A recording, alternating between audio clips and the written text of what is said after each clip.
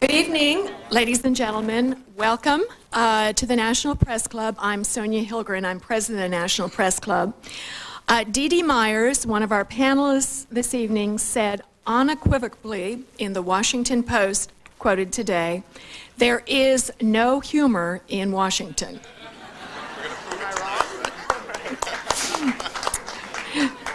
Tonight, we may or may not prove her wrong. That is for you to judge. And I want to tell you how pleased we are to present this program in collaboration with Comedy Central. And I'm going to turn it over to Tony Fox of Comedy Central, who's going to introduce the rest of the show. And thank you again for coming. Thank you, Sonia. I, too, would like to welcome you here this evening on behalf of Comedy Central. We are very excited about this panel. I would like to start by introducing our moderator, a veteran CBS newsman, Mr. Morley Safer, and co-editor of 60 Minutes.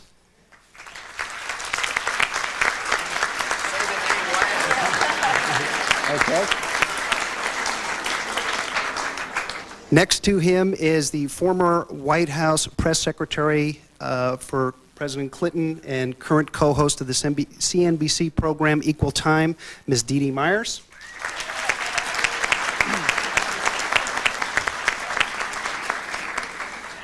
Next to Dee Dee is humorist and author of the nonfiction bestseller Rush Limbaugh is a Big Fat Idiot and Other Observations, Mr. Al Franken.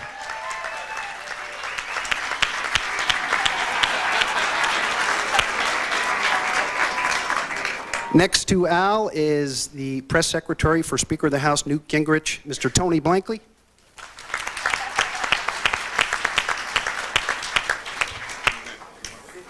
Next to Tony is the star of the hit Comedy Central series Politically Incorrect and anchor of our Indecision 96 presidential campaign coverage, Mr. Bill Maher.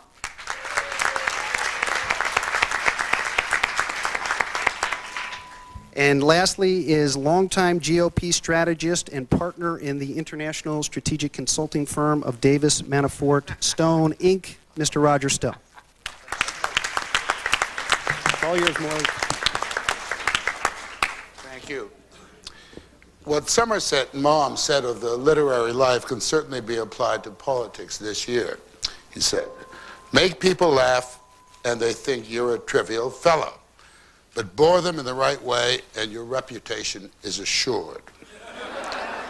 And I think we can properly describe Mr. Clinton and Mr. Dole as properly boring. Neither is certainly very funny, at least not on purpose. And I'd like to ask the panel, particularly Bill and Al, it looks like a pretty dry time ahead, does it not? Have we not heard every joke we can possibly hear about Clinton and Dole? Al, I defer out of age. Well, okay. First of all, you got a lot to work with Clinton and Dole. Let me just review. Dole's old. He's extremely old. Why is that? Why is that funny? Why is that funny? Oh, you can do all kinds of jokes. You know how old he is, Al? He's 72 years old. When he won California, he declared it for Spain. Just saying that's old. That is old. I'm saying.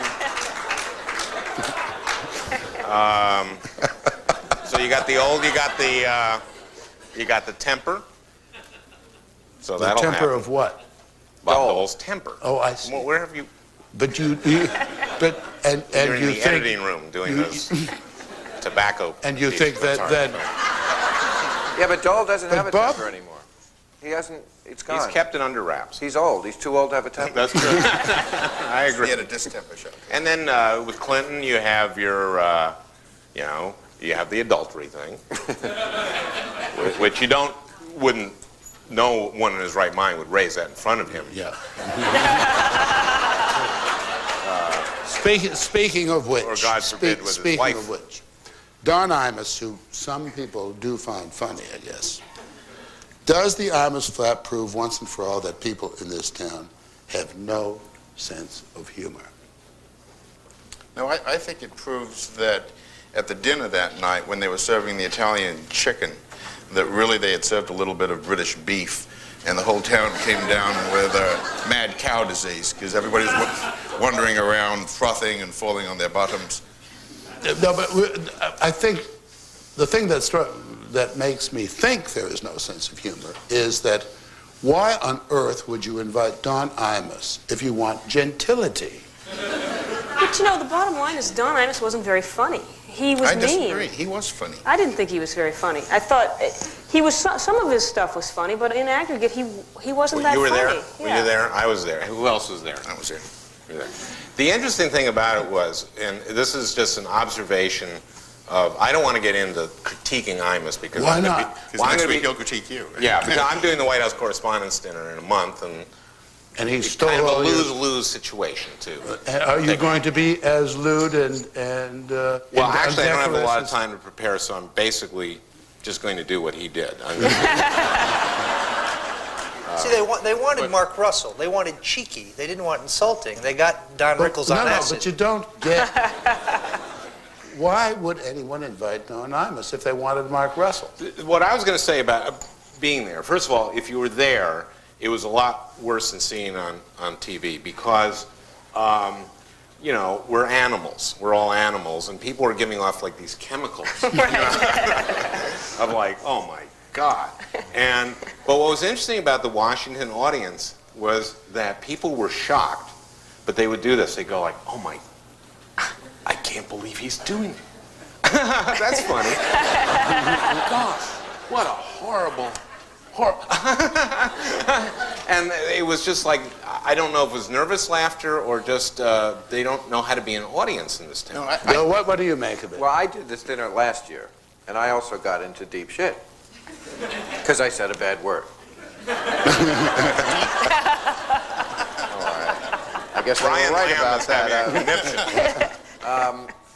What I always find interesting is that this country has such a hard time holding two things that are opposite but also true in their mind at the same time. For example, O.J. Simpson did kill his wife, and there was a racist cop. Both things are true.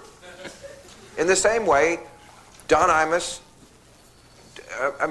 this town does not have a sense of humor, and Don Imus was funny. You're wrong about Washington. This is a town that wants to cut taxes and spend more money on education at the same time. We understand that concept. No, but perfectly. the question can fairly be asked. First of all, O.J. Simpson was acquitted, and this is the United States of America. So I am not going to sit here while a man who was cleared by our justice system is... Especially while he's at large, right? Absolutely. I don't think this town has an absence of humor, but I think it has an excess of hypocrisy. Because the humor people were laughing at, they laugh at Imus every morning driving to work, and then when he is more visible, suddenly everybody is shocked to find out that he was saying what they've been laughing at for the last few years. But is there a line? Yes. Forget whether... And I didn't cross it. What pissed me off about this thing... You laugh, and I wish to Christ you would, but I'm telling you, there is a line. What bothered me is I was interviewed by all the papers after Don Imus's thing, as well as after my own, because they gave me some crap for this.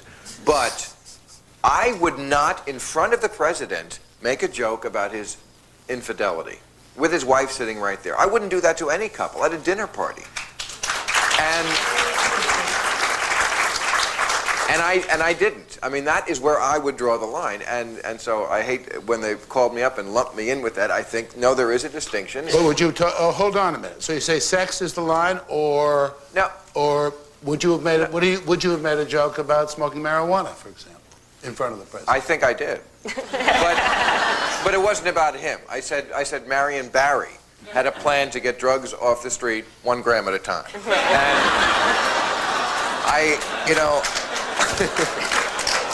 I think when you're caught in a hotel room on videotape, the gloves are off for that subject. But my experience when He is the mayor of this city. And I will not sit here. Boy, Al, you are liberal. Let me address to the 3 hired guns here.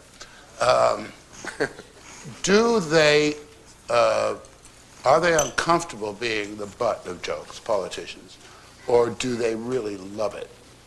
No, I think it makes most politicians a little uncomfortable. Some of it's good-natured humor. I mean, Clinton takes a lot of shots on everything from his weight and his, love of McDonald's to things that are much more touchy. He wants the jokes about his weight. That makes him vulnerable. Let me explain, Morley. He eats a lot.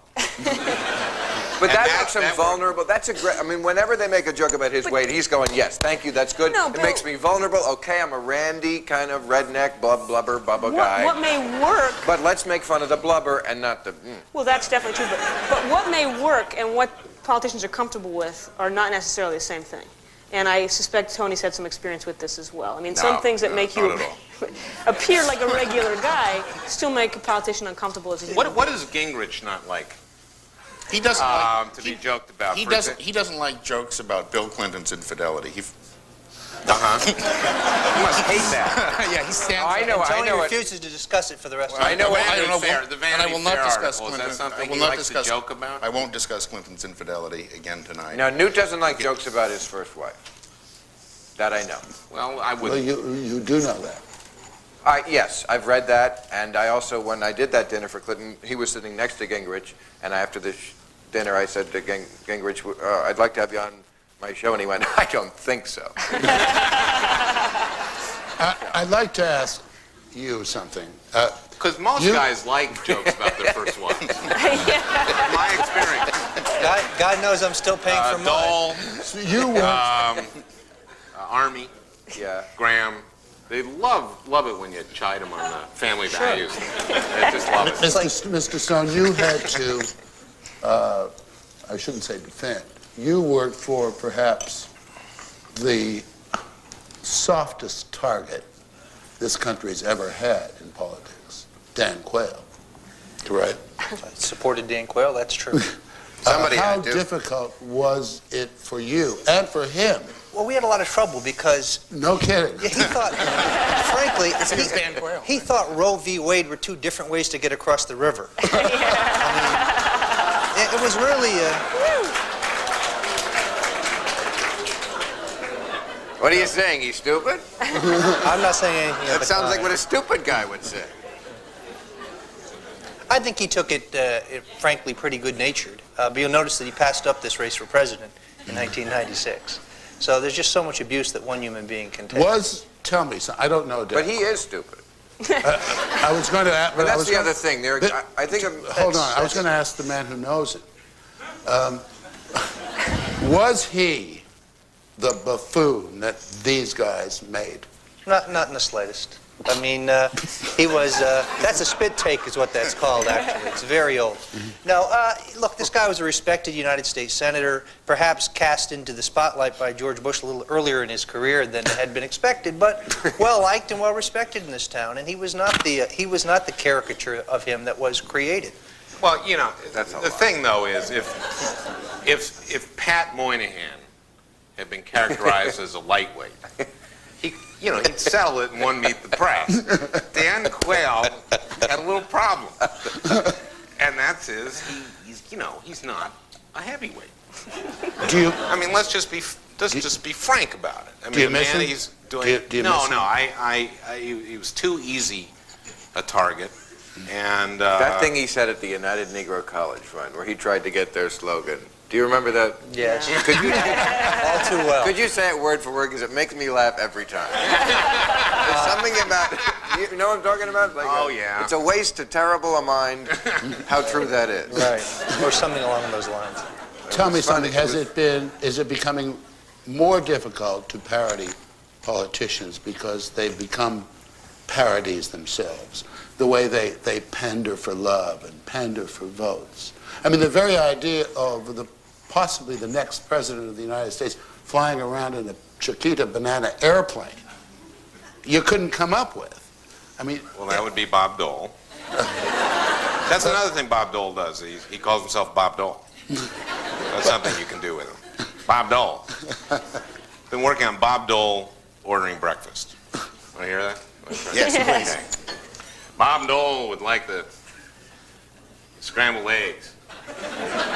Don't undercook the eggs for Bob Dole. Bob Dole doesn't like his eggs all runny. So there you got something with Bob Dole. But no, but seriously, have they gone? Seriously? But seriously, folks. They do. You people support them, you three, in doing some of the most foolish things any of us have ever seen on television. Like what? Like, well, for example, the New Hampshire primary campaign. I mean, they were out there just being silly, chopping wood. They don't chop wood. Dole doing didn't all chop the wood. Dumb stuff that. That's because if our candidates stand in one place and read position papers, you guys don't cover them. But when they go out to chop wood, you'll be there with the camera, no doubt about it. Wood? That's a very good point. Abe Lincoln chopped him. What's a good point? What he just said, because Okay, you right. won't cover it because the media doesn't cover reading a position They- paper, they- but they cover a photo opportunity, and I have seen a politician get out of a limo and milk a cow. And there's nothing that describes America better. You got. Good night.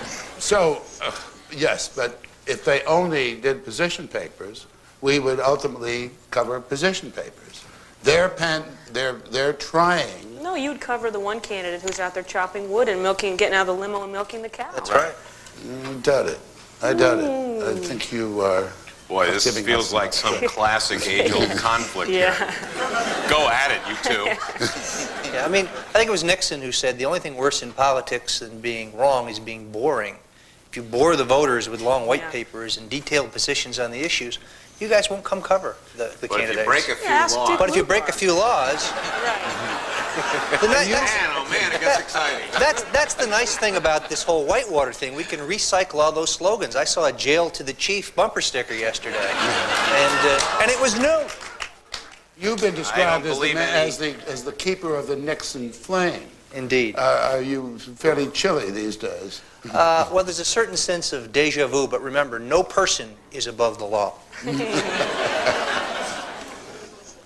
Roger's got a knack. I didn't know that. Roger's May need it.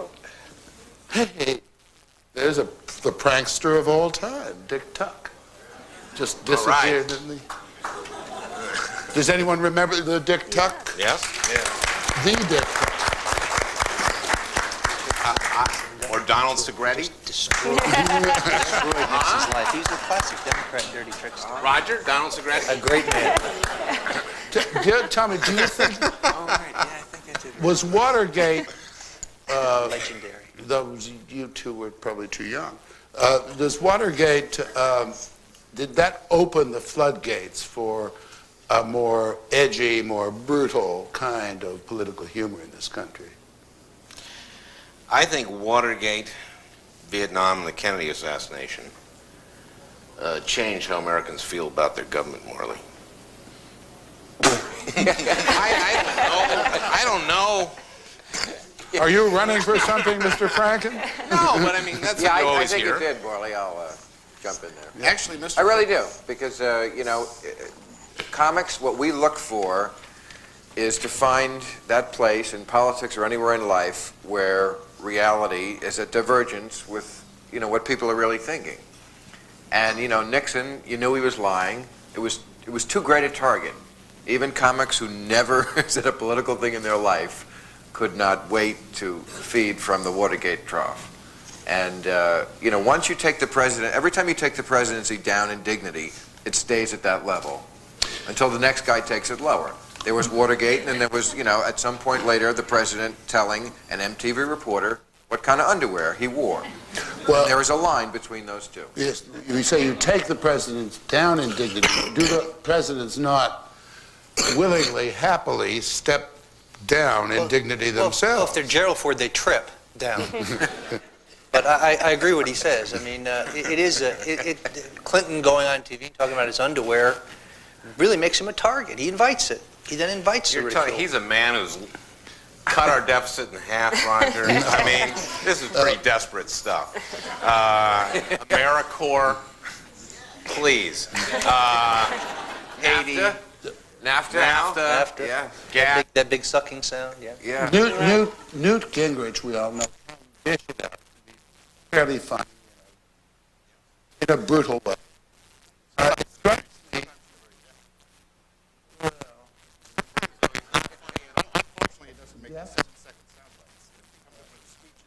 Definitely.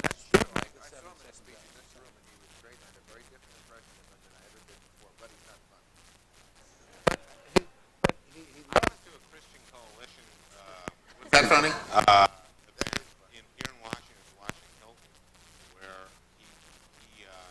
in his speech, he said that liberals go to therapists that are atheists, and that our therapists tell us to live with our depravity, because that's all we have. Is that true? Yeah. Well, It is true. Yeah. I bet they were rolling in the aisles on So that. are there any liberals here who have accepted your depravity? How about any liberals here who are traitors? Or Democrats who are traitors? That's a funny thing he calls. They won't admit it, though. Yeah. How about decay? A lot of decayed liberals here. I mean, this is all funny material of the speakers. Let me finish. I was about to say, he can dish it out. He's but unintentionally Can funny. he take it? Well, of course. I mean, I think most of the top politicians can, in fact, take it. I mean, they go to the events. They can laugh at it. I mean, you can't. I don't think you can make it through a career without being able to take a tough line against you. But also, Clinton's been doing it. Newt's done it. I mean, and for that matter, a lot of Eisenhower took all the pummeling of his, jumbled syntax. So I think, sure, a top politician can always take it. Measure of it. Morley, when let me say something in defense of Gingrich. He is a thinker. He really does think about stuff. Clinton too. And when you, in this town, I think, express your mind, the way your mind has been ruminating about stuff, you're shot down. You have to stick to the very boring, narrow things of life. You can't go off about giraffes and some of those other things that he said, which were actually interesting. And the future, he said we could have, remember the thing about using the retarded and the crippled in space because there was no... No, that was Timothy O'Leary. No, that was Newt Gingrich. No, Tim O'Leary. You know what I'm talking about. He said that in space there's no gravity, so that, It has to do with going on honeymoons in space. And you go on your honeymoon in space by the It's a very bad idea. There's so much pressure on honeymoon. You don't want to add I think you have to be being in in good orbit. shape to be able to do that. Yeah, I mean, gravity, I find, is helpful. And the last thing you need, and they give you some idea about their welfare reform program, if he's talking about honeymoons in space. So, But you were saying that Gingrich or politicians who, at most levels, can take it, and yet you say they can take it, and yet there is a line beyond which you're not supposed to be able to take it. I mean, the trick is how to, at any given moment, decide that you're not going to take it. I mean, that was a problem Bill Clinton had at the speech the other night. Do you actually get up and walk away? Chances are, if you got up and walked away, he'd have been condemned for having a thin skin. And yet, then people condemn him for not getting up and walking away because he doesn't have any pride and self-respect. But there was one difference with the dinner on the radio and television correspondence, which was the president wasn't the only one being attacked. And part of the outrage in the media was that Peter Jennings was being attacked and Bernard Shaw was being attacked and all of the icons of the media were being attacked right alongside the president, which I think added to the level of discomfort. It became not just about the president. Well, and I think he may not have been attacked as much had he walked out. That's when the media really got outraged, right. was on their own. When it moved from the it's one thing to Mrs. attack Clinton the president, but Peter Peter Jennings, that is way beyond the pale. But, look, you say there's this line or this sense of decorum. Given that they go on MTV and talk about their underwear, haven't they, and given that wasn't a prepared... politics has become a fairly, dare I say, tasteless occupation. They leave themselves... Why do they deserve, hold on, why do they deserve a line? Anything goes.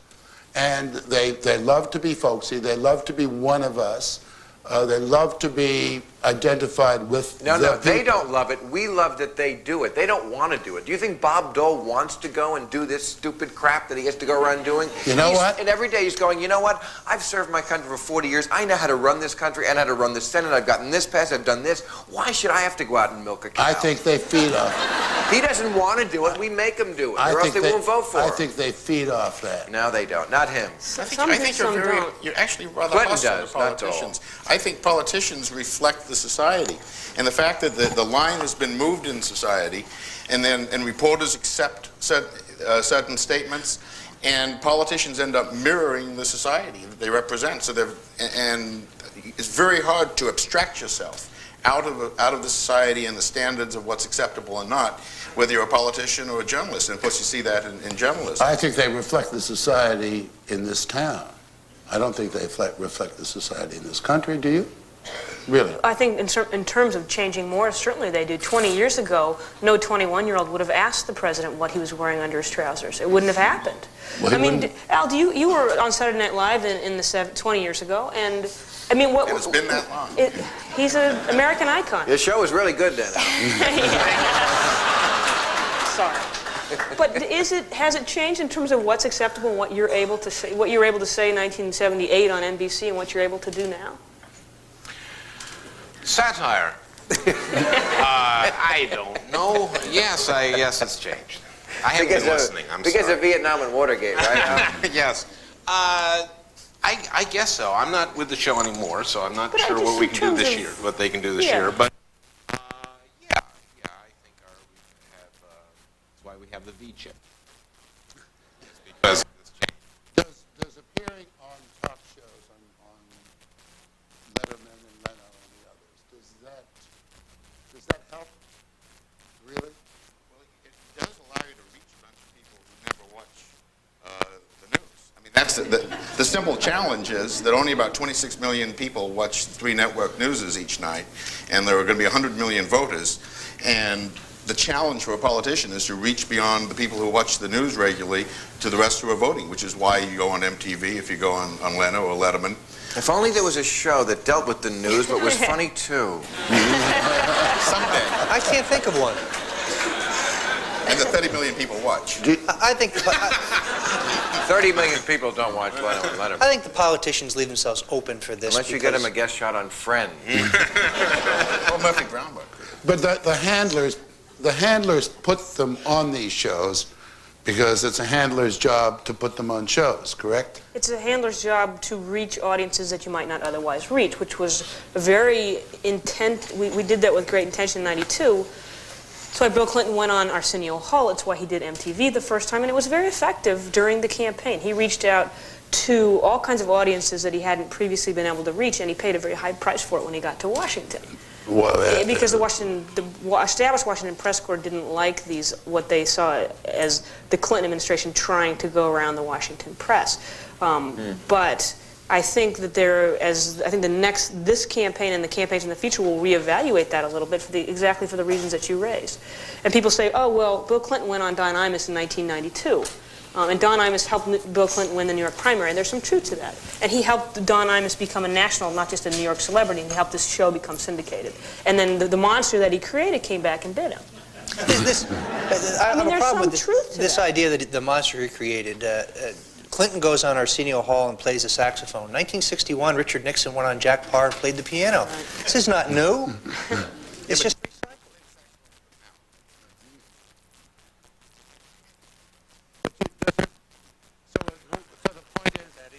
So the point in putting them on with comedians is to humanize them in some way. Sure. That's And it's also to have a conversation about things that ordinary Americans are interested in, which is a fight that we always have between people like me and people like you. You want to ask whoever the candidate is very specific questions about whatever the controversy of the moment is, and sometimes the handlers would like the president to talk about the fact that he grew up in Russell, Kansas, and his father went to work in overalls every day for 40 years. I mean, there's and people are interested in the latter as well as they are the former, but you can't always get to the latter by going on 60 Minutes. Although it does come in handy sometimes. Politicians are looking for an opportunity to float their ideas. Clinton comes out and says, well, we ought to have uniforms for school children that would cut down on violence. It's done wonders for the post office. There'll be bananas on Friday, ladies and gentlemen. 9 and 11 o'clock show. Tell me, Bill, do you think that you somehow can genuinely contribute to the national debate because you can say things that reporters can't say? No. Yes. I'm not sure, actually. For example? I don't want to support what I just said. I just said You can, I feel a little cryptic here, Morley. I don't. you can take the news and go a giant step further, is what I'm saying. My goal is basically to change the society through my humor. And so far, I think I've done a pretty good job. Come on, Bill, help me. Kudos. Why is Rush Limbaugh waiting in the men's room? He's very often in the men's room. I don't know. There's a whole other element to humor, though, which is humor is a very humanizing, particularly self-deprecating humor. And I think politicians try to be self-deprecating, and sometimes they are effective at it. Jack Kennedy. And sometimes they try and don't quite get there. But self-deprecating is self-aggrandizing. Well, but that's why it's so effective.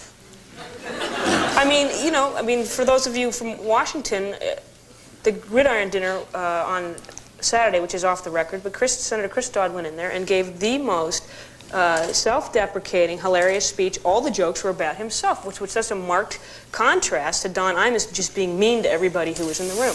Chris Dodd was funny. In my view, most of what Don Imus said was not funny. Chris Dodd helped himself. Don Imus, if he ever wants to come back to Washington, probably didn't do himself any favors, although it probably helped himself with his own audience. But that's a skill that not many people have, to be able to be self-deprecating. You're right, it's the best weapon you have. Kennedy had it. Very few people do. It takes some real comic timing and knowledge and instinct. Right. And what most candidates should do if they're not funny, and most of them are not, is not try to be funny, because that's just painful. But the temptation is always there. George Bush had a joke. Remember that? Make my 24-hour period. I've never heard anybody screw up a joke that bad. Just don't try to do it. And also, when I vote Republican, when I'm for a Republican, it's because they're not funny. I don't want a funny Republican. I want a mean old man who's going to watch my money.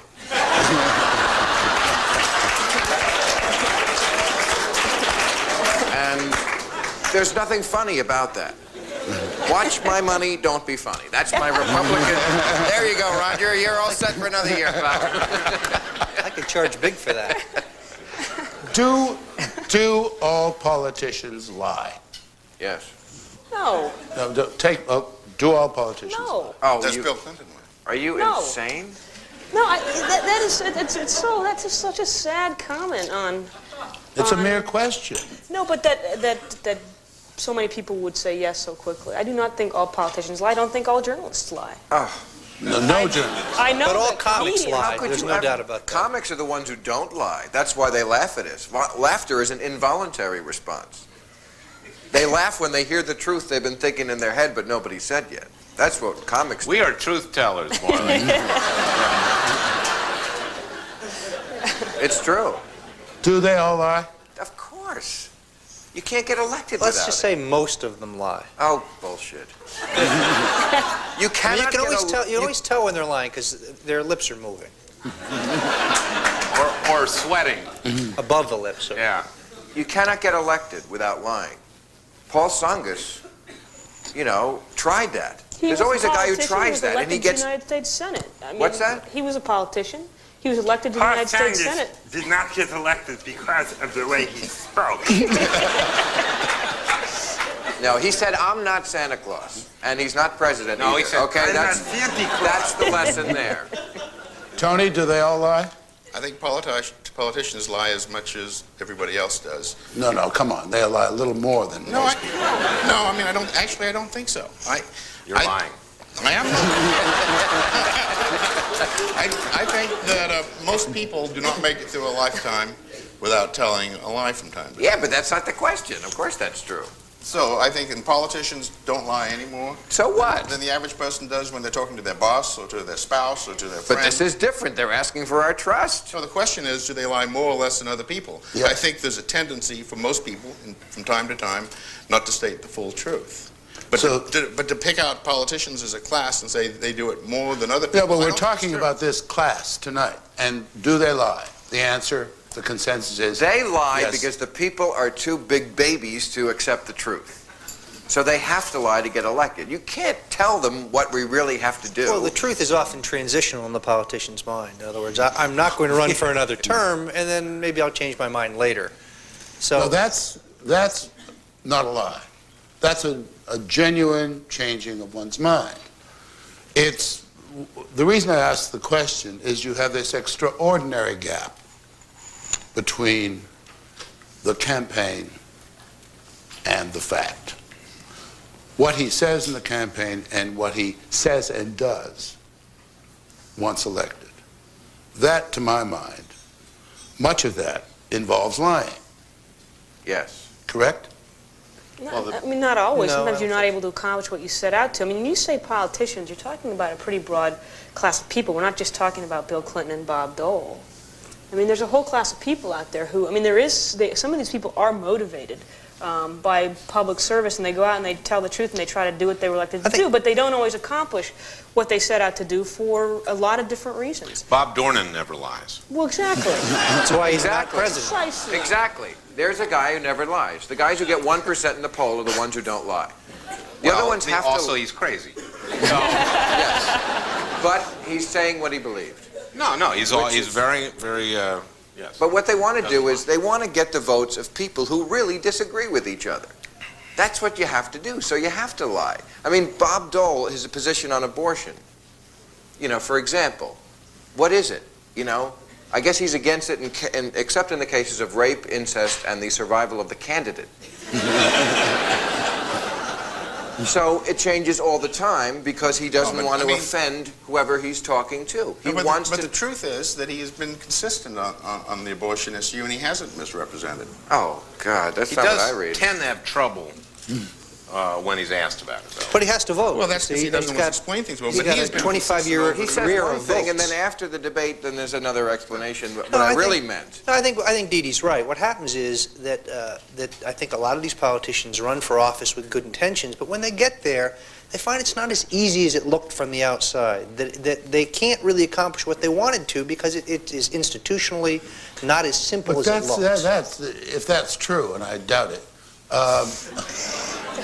it suggests that these poor creatures are the most naive people in this country. Do you think when George Bush said, "Read my lips, no new taxes," that he knew at that moment that as soon as he was elected president, he would raise taxes? No, he liked the sound of it. Right, and the opposite... Correct? No, He I liked the think sound. he believed it when he said He it. knew at the time that it would help win the election. Yes. That's what he knew.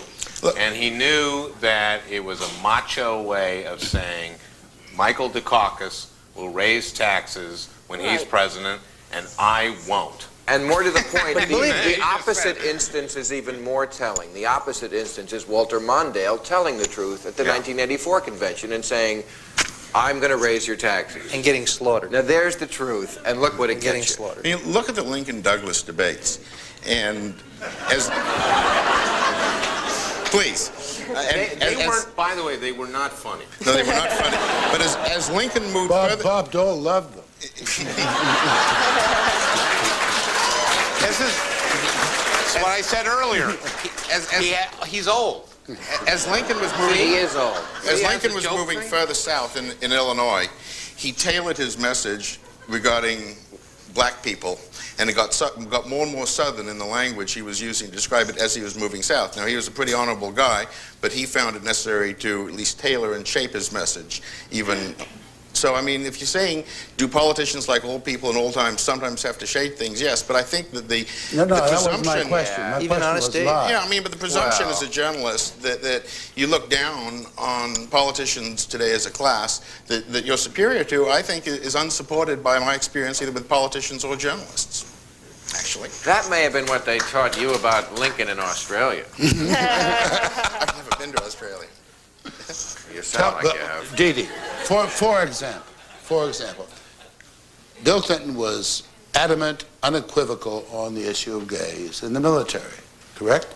And it was just about the first issue he took on You as have to president. raise this again? No, I'm just Okay, no, I'm asking sorry. you an Go ahead, innocent go ahead. question, dear. He was absolutely unequivocal on this. And then suddenly, he was very equivocal on it.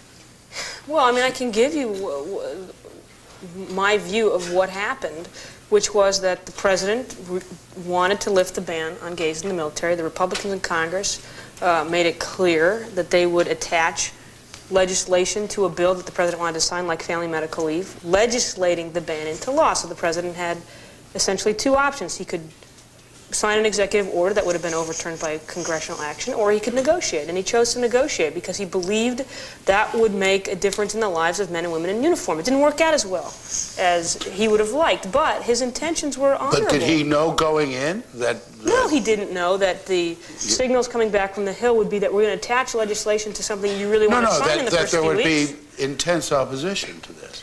I don't think...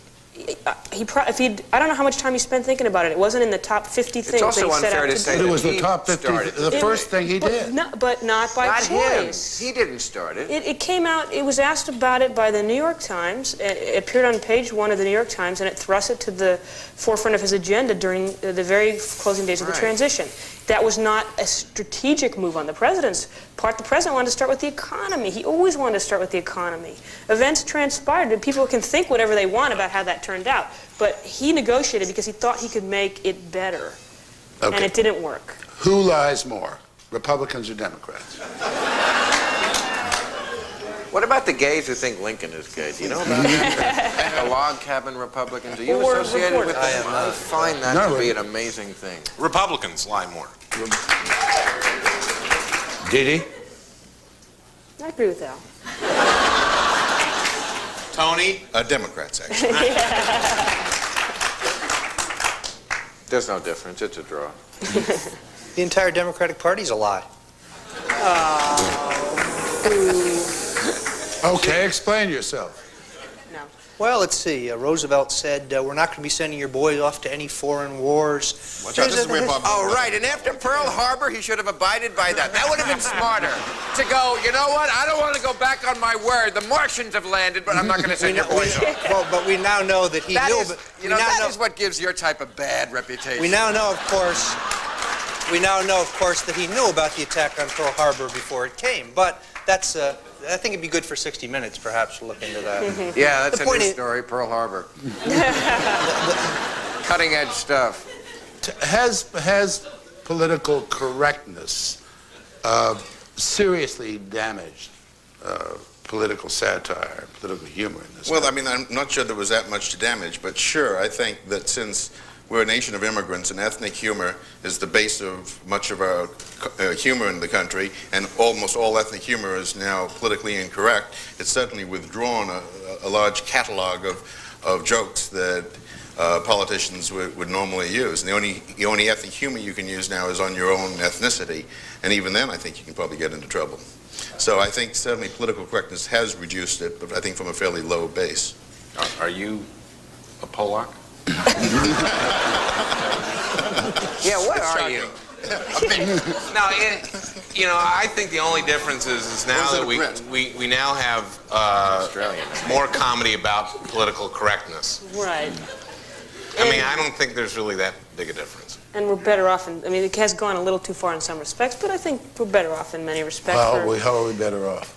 Because I think people are more sensitive about the language that they use in ways that, I mean, you can go too far in some respects we have, but come on. So we have to be careful about what we laugh at.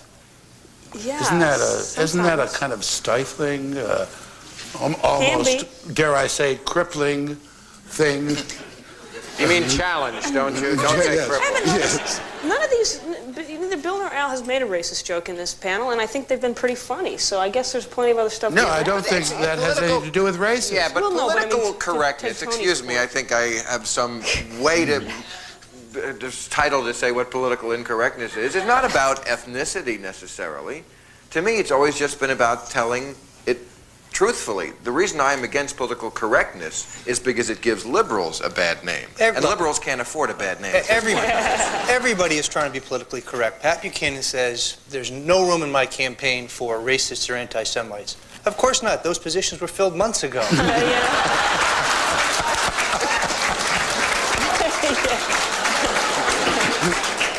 I'm going to write some of these down, Tony. I'm at Rascals tomorrow night, and I'm going to use some of these at the Comedy Cave in Cleveland. But often when politicians try to be funny, they aren't, or they're offensive in some advertent or inadvertent way. And the next thing you know, they've given some mealy-mouthed apology for what they said the night before.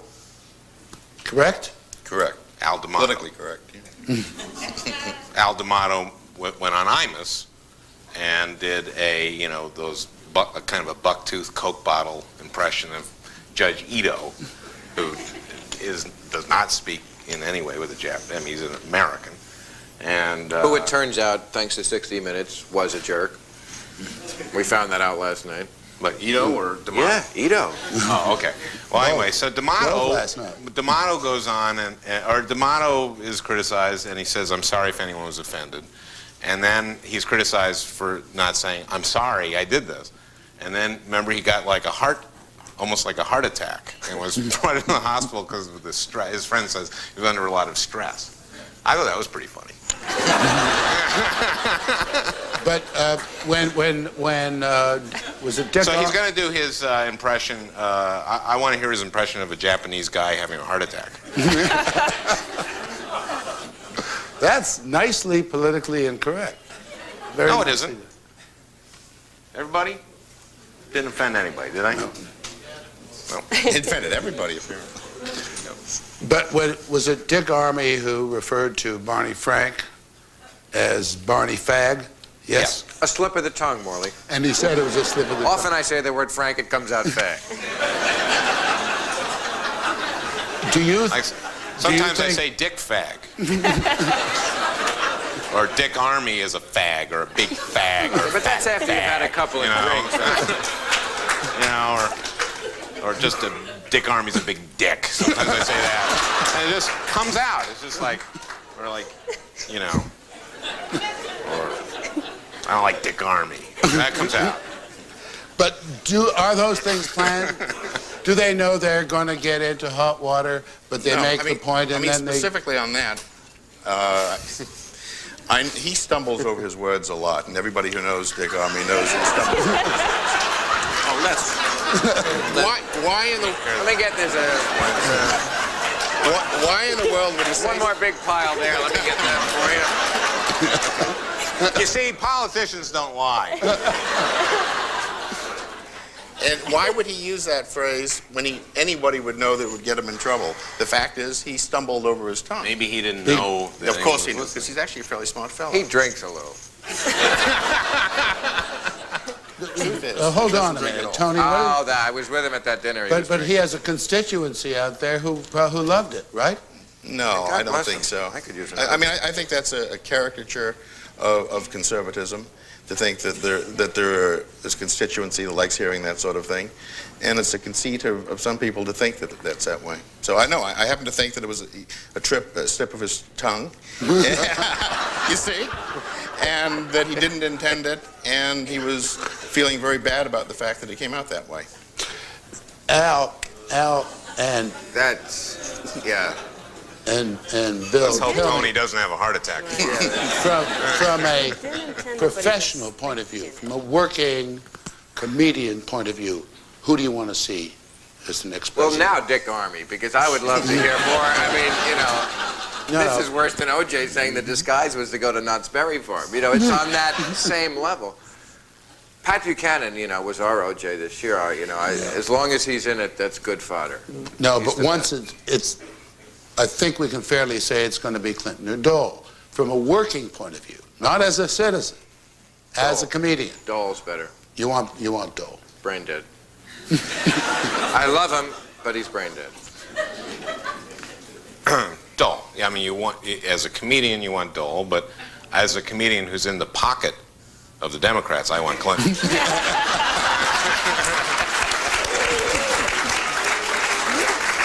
Okay, let me just pause for a moment. And we can take some questions from the audience for 10 or 15 minutes. 10 or 15. I'm sorry.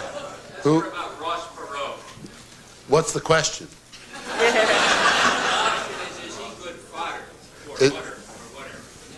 Is Ross Perot good fodder? Well, he's sort of done fodder, isn't he? No. No. Well, He's just getting warmed up, Ross Perot. he's going to do it again, evidently. Yeah. Dana Carvey did the hilarious Ross Perot and saved our 1992 season at Saturday Night Live. So, God bless Ross Perot.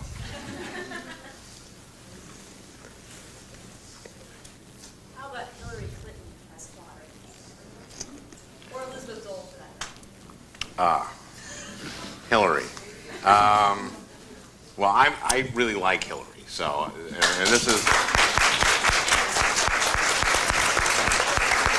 it's probably a good example of why a comedian shouldn't get to know people in public life, because she is very different in person from the caricature of her, and part of the reason I really like her is that she laughs a lot. And most comedians like anyone who laughs at their jokes. Yeah, Clinton. Well, tell me, what are the jokes that she laughs at, though? Oh, she loves whitewater jokes. Just loves them. Nothing. No one laughs harder than Hillary at a good Susan Thomas's joke. He's right that when you meet them, very often one of the reasons they got to the top is because they are so good at meeting people. Clinton, when I met him at that dinner, yes, he won me over so fast.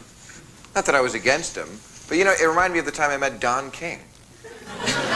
I swear to God, I met Don King for 10 seconds coming off an award show when he was coming on, and I always thought Don King, the lowest form of scum on the earth. Bill Maher, you fantastic young man. You're wonderful. You ought to get a medal for what you do, Bill. Fantastic. I thought, Don King's a great guy. What a great, and that same thing with Clinton. So you're as easily seduced as the press? Absolutely. Yeah, you guys are so easy. I met Gingrich, and I didn't like him, but he didn't like me. We had a little discussion at the White House Correspondents' Dinner last year. You didn't laugh at your joke? No, we just started talking about. I said, I know you're not supposed to talk about politics at these things. So I said to him, but I couldn't help it. I was talking to the Speaker of the House.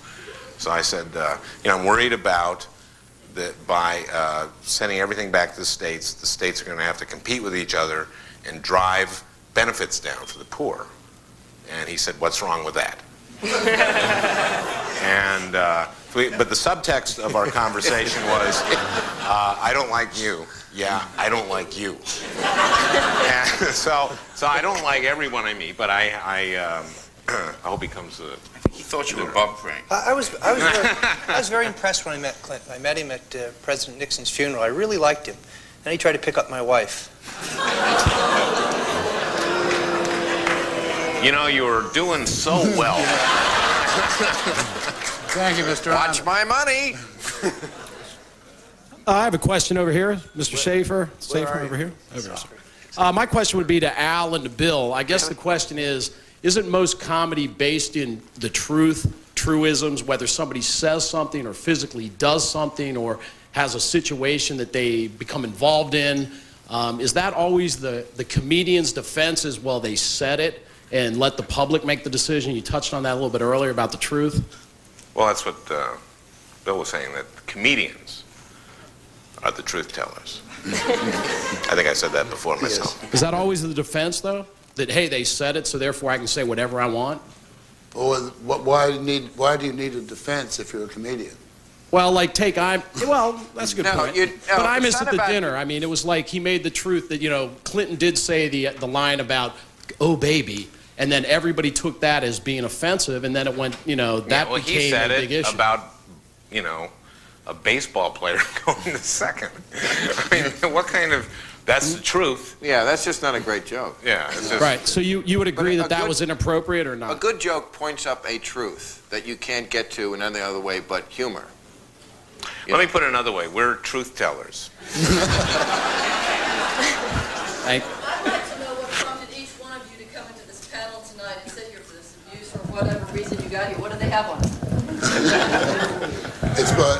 I can answer that, I think, for everyone, almost everyone. Pure, undiluted hamness. No, it was in my contract. And Tony can vouch for that, but I'm happy to do it. And it's been fun. But it's now time to go. If meeting someone is... Oh, I guess we can't hear. That's funny. If meeting someone in public life and liking them makes your job more difficult, does meeting someone and disliking them as much as you thought you would make it easier? Yes.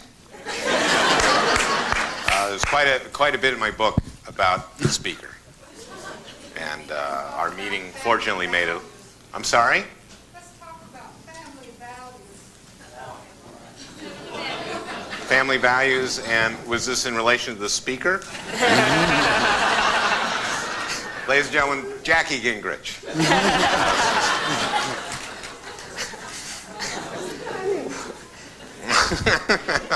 Thank you. Al Franken, if you were traveling in Egypt and you were writing a postcard to Charlton Heston, what is it that you would say?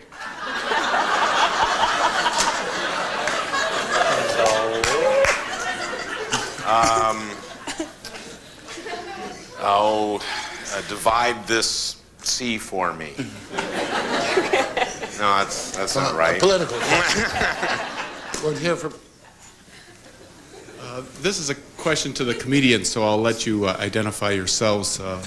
Is there a conspiracy of silence regarding Lyndon LaRouche in this particular campaign, or will you give him his fair share? Yeah, it's a conspiracy, man. I'd look into it.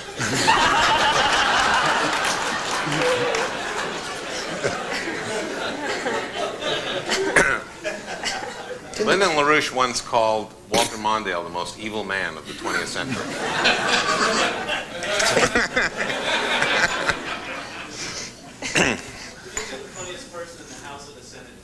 Let me repeat them. Who is the funniest person in the House or the Senate? And the Senate. Sonny Bono is very funny. I mean, he actually is. Who would have thought?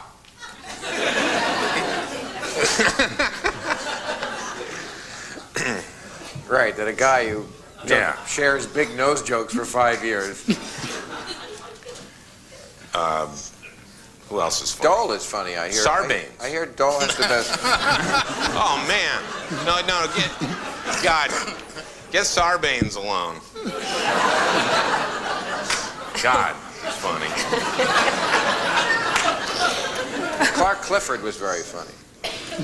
Clark Clifford? Until the whole And thank God he's behind bars, because what a menace to society if he was on the loose. He's not in jail. What about foreign policy?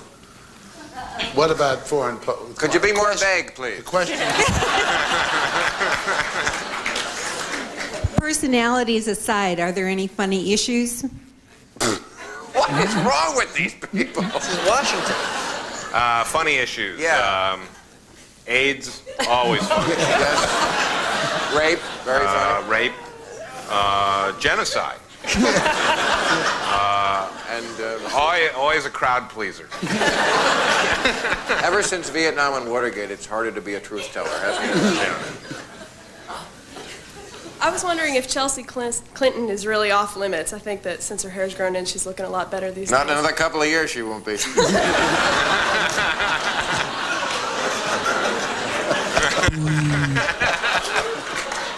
She is becoming a very, very pretty young lady. She really is. To see that growth, it's really great. She's self-assured. Pandering to the administration again. What's that? No, she looks interesting. For everyone on the panel, straight answer, if it's possible, what has been the biggest surprise so far in campaign '96? Did he? The biggest surprise, I have to say, if anybody had asked a year ago how the Republican primary would turn out and where we would be at this point, everybody in this room would have picked Bob Dole. I don't think there's been a lot of surprise. You know what's a surprise? Roger, I know, worked for Arnold Specter, and that's a surprise that he didn't do better. In my book, I had two scenarios for a Specter victory. One was a plane crash.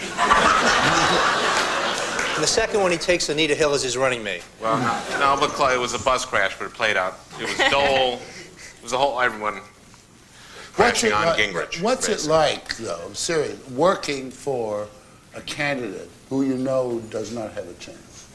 Well, there are cause candidates who run to make a point. Eugene McCarthy against the war in Vietnam, Arlen Specter on the issue of choice, who run for some more noble purpose than just winning the office. And actually, those kind of campaigns are fun because you're not gambling the White House. You're just out there trying to make an ideological point. You're playing with the House money. Sort of. Well, they're all playing with the House money, correct? Who did better, McCarthy or Specter? Well, neither one of them got to be president. Yeah, that's true. Press secretaries ever have to lie? Okay. I'm going to give the same answer I gave before. Let me change this question slightly. Do press secretaries ever lie?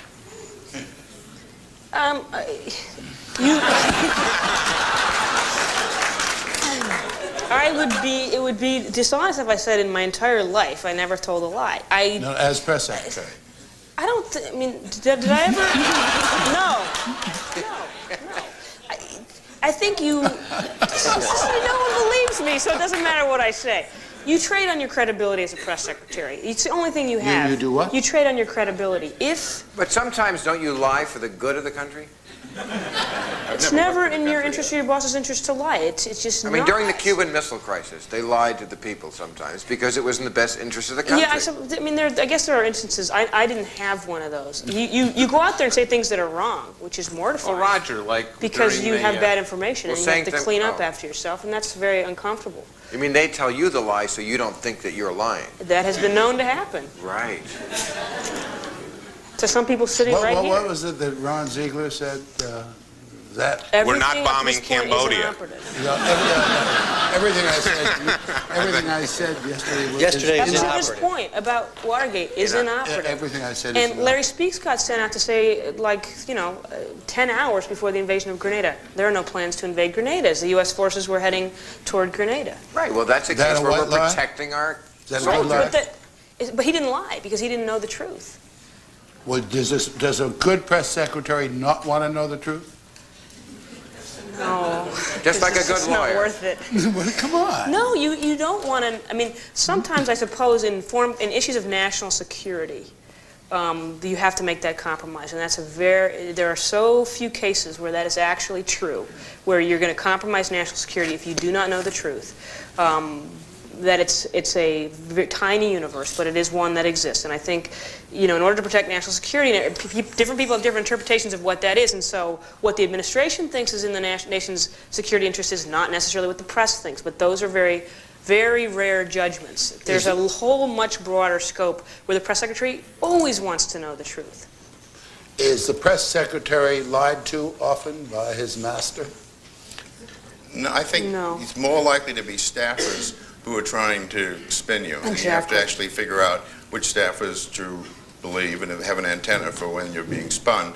And we really play the job of a reporter inside our organization to try to find out what the facts are so we don't go out and what the operative truth of the moment is. Because staffers try to resolve or to further their own agendas, what they believe is the right thing to do, through sometimes the mouthpiece of the press secretary. It happens all the time. One more question. This is a question from the celebrated Dick Tuck. No, I was just asking, was the impeachment of Richard Nixon an issue of national security? The case could be made. Yeah. Come on, you can do better than that, Dick. Yeah. Well, anyway, Morley, I got your wire and I showed up. I should have. I'm very disappointed. I should have been a little suspicious when the ticket was Sununu frequent flyer miles. But anyway, I'm here, and I'm just, but I'm glad that you suggested it's all over. I recall in 1972, 60 Minutes did a show called "Can Anybody Here Stop Muskie?" And the answer was no. I don't live here, so I come from the Wild West, and I'm telling you it ain't over. If you think that for the next 5 months we're going to have, what's Muskie called this year? Well, we're going to have Dole and Clinton and nothing else, you're going to get a big pleasant surprise. There is going to be lots happening out there that is going to, as I say, shock Washington, but it won't shock the rest of the country. Somebody finally did stop Muskie. Oh, yes, quite a few people did.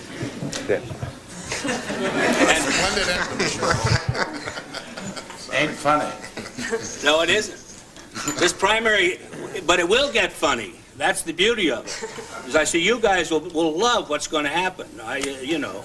There's an opening. Just as you love Richard Nixon. Right. Do we have to end on that one? Let's do one more question. Do one more, man.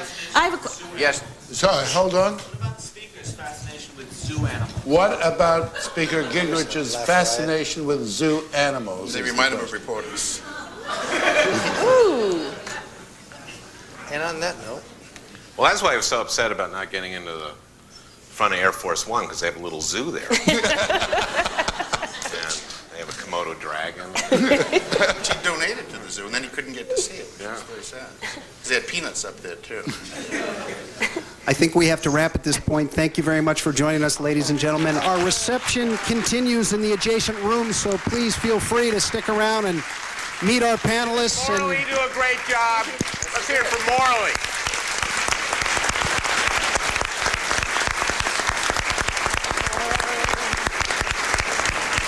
Thank you, Bill. You were great.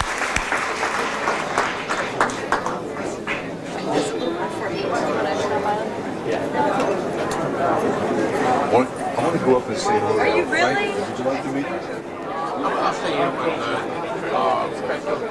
Oh, good, good. All right.